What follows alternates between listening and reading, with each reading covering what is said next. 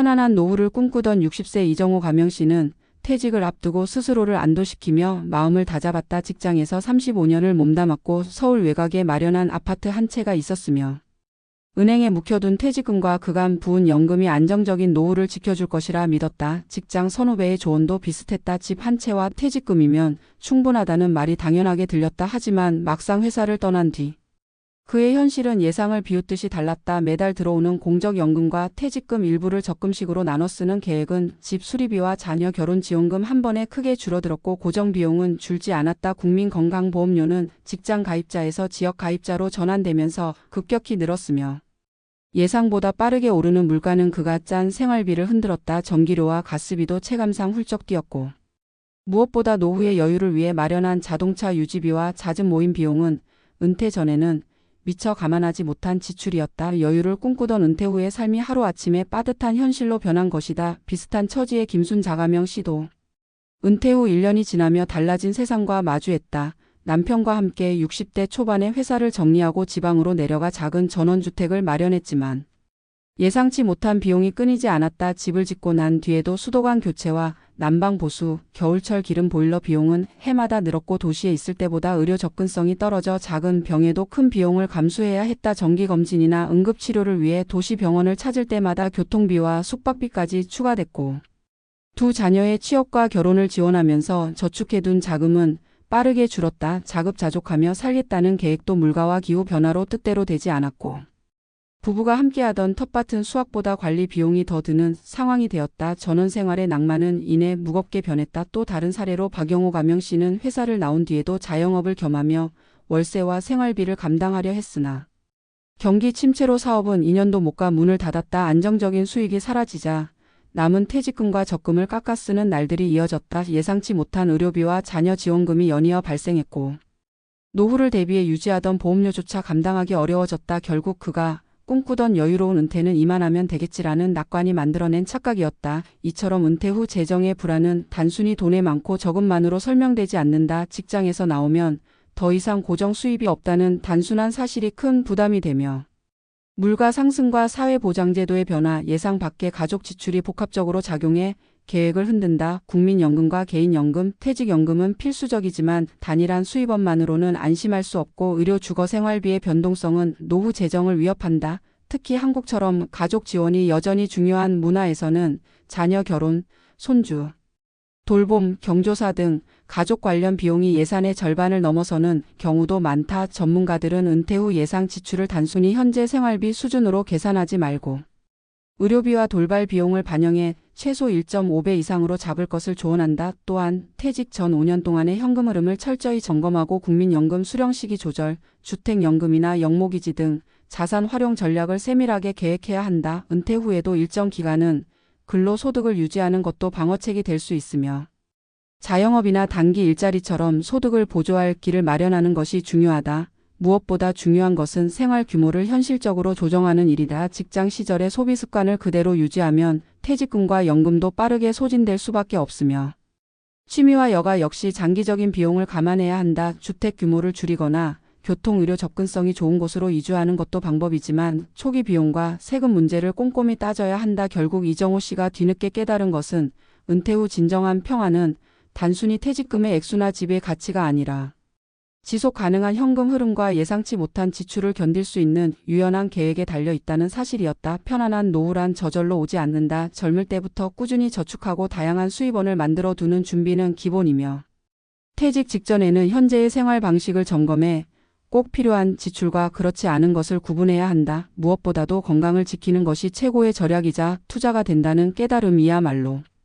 돈보다 더 값진 자산이다. 결국 편안한 노후를 위해 필요한 것은 단순히 돈이 아니라 돈을 오래 지킬 지혜와 삶을 줄이는 용기라는 점을 잊지 말아야 한다.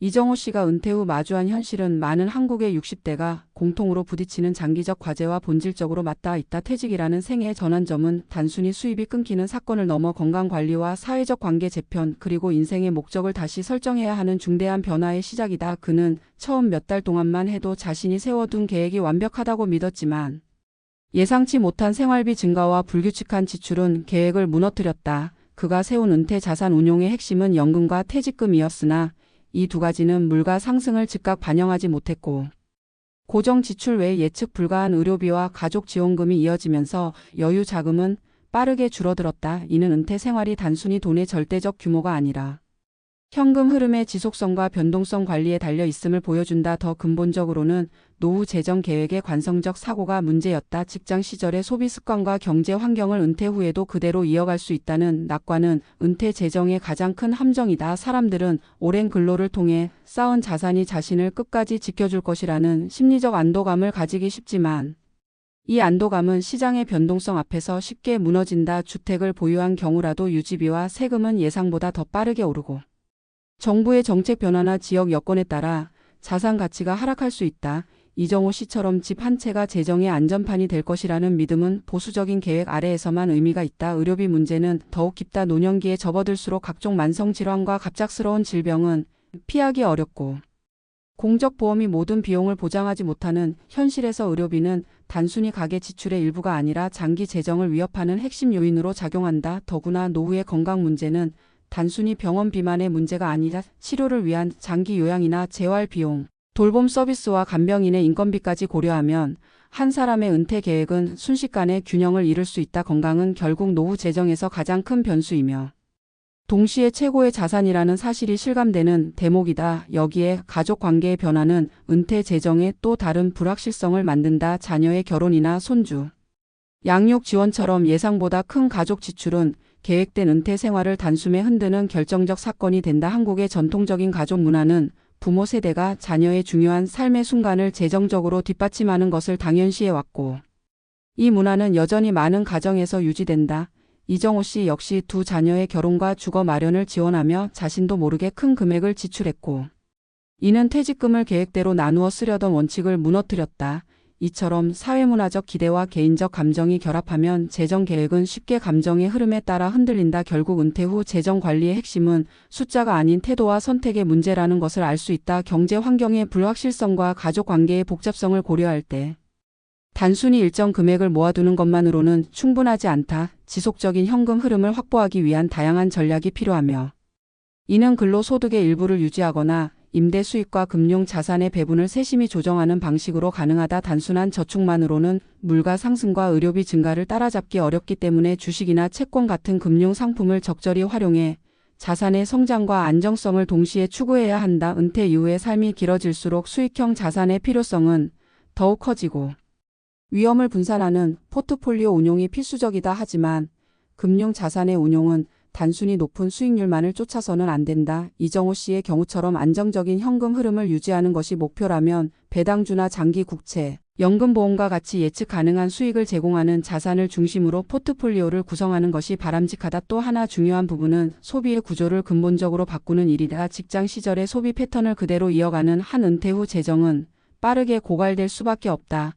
불필요한 지출을 줄이고 주택 규모나 거주지를 조정해 관리비와 교통비를 절감하는 것은 단순한 절약이 아니라 장기적인 재정 안정으로 이어진다. 최근 주목받는 주택연금이나 영목이지 제도 역시 주거를 유지하면서 현금 흐름을 확보할 수 있는 현실적 대안이 될 수 있다. 그러나 이러한 제도를 활용하기 위해서는 사전에 주택 가치와 제도 조건을 충분히 이해하고 자신과 가족의 생활 방식에 맞게 판단하는 지혜가 필요하다.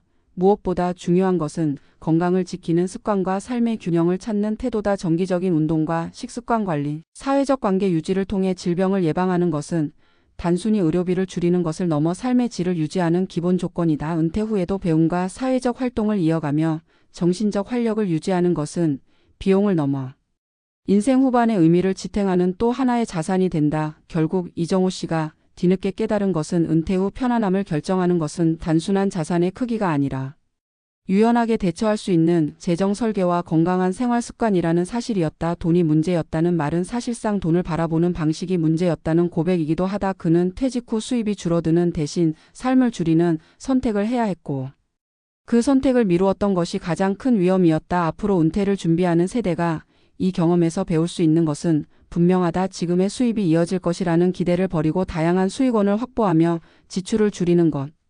그리고 건강을 삶의 중심에 두는 것이야말로 편안한 노후를 만드는 진정한 해법이다. 이정호 씨의 이야기는 단순한 개인의 실패담이 아니라 우리 사회가 함께 고민해야 할 경고이자 미래를 지키기 위한 지혜의 출발점이다.